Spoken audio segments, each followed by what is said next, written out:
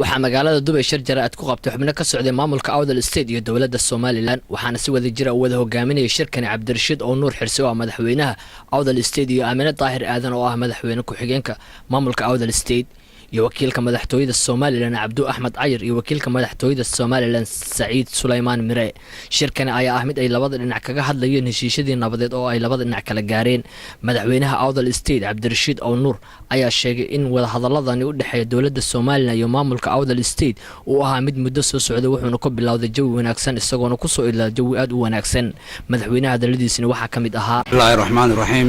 Assalaamu alaykum wa rahmatullahi wa barakaatuh dhamaan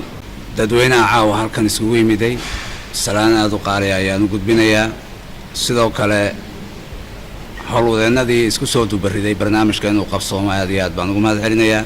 baada saxaafadana aad baan idinku hambalyeynaya sida fiican aad shaqada u wadaan inta kadib annagoo ah madaxdii Awdal State waxaan wada hadal la bilownay dawladda Somaliland wada hadalkaasina wuxuu ku bilaabmay jawi wanaagsan waxaanu ku dhamaaday jawi wanaagsan sidoo kale waxaan isla qaadanay in si wada jir ah loo doono midnimada bulshada walaalaha ee dad diin iyo nolol wadaagta leh in wax kasta oo ku salaysan kala tabasho si niyad sami ah loo daweeyo lagana raadiyo sidii loo heli lahaa xal waara oo aan dib u soo laabanin haddii aan nahay madaxda Awdal State waxaa naloo doortay sifo sharciga waafaqsan oo la noogu idmaday inaan ugu shaqayno bulshadeena loona galo meel kasta oo danteenu ay ku jirto mabaadi'deedu waxay mar walba ku dhisnaayeen in si nabadgelyo ah wax lagu raadiyo mabaadida Awdal State waxay ku dhisnayd mar walba qaab nabadeed in wax lagu raadiyo oo aan lagu raadinin qori caaradii marka sidaa darteed waxaanu garanay anagoo ah maamulkii Awdal State inaanu nabad iyo walaaltinimo wax ku raadino heshiis aan kula galno dawladda Somaliland heshiiskaasina si fiican ayuu u dhacay ummadda reer Awdal State ama shacabka reer Awdal na way ku farxi doonaan waxaana loo baahan yahay meel kasta oo ay joogaan shacabka reer Awdal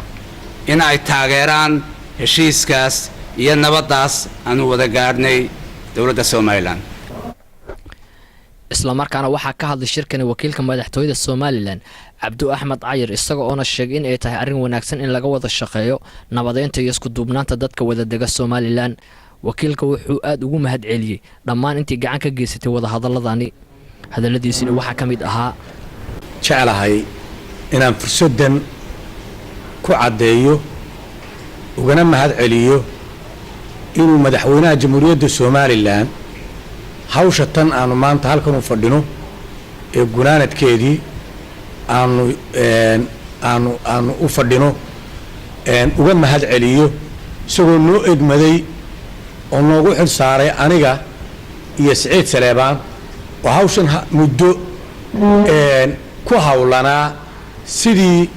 aanu walaalahayaga Awdal State aan u muujin lahayn in wuxuu ay arrin miiska la isugu yimaado lagana wada hadlo wixii tabashana la daweeyo runtii waxaan uga mahad celinayaa madaxweynaha jamhuuriyadda Somaliland oo fursadda noo ogmaday qof kastaana inuu sidaa ku ogaado ayaanu jecel lahay waxa aan runtii ku heshiinay wax kasta oo cunfi ama khilaaf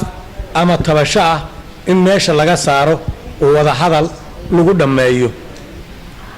in si wada jira oo isku duubni ah looga wada shaqeeyo nabadgelyada midnimada iyo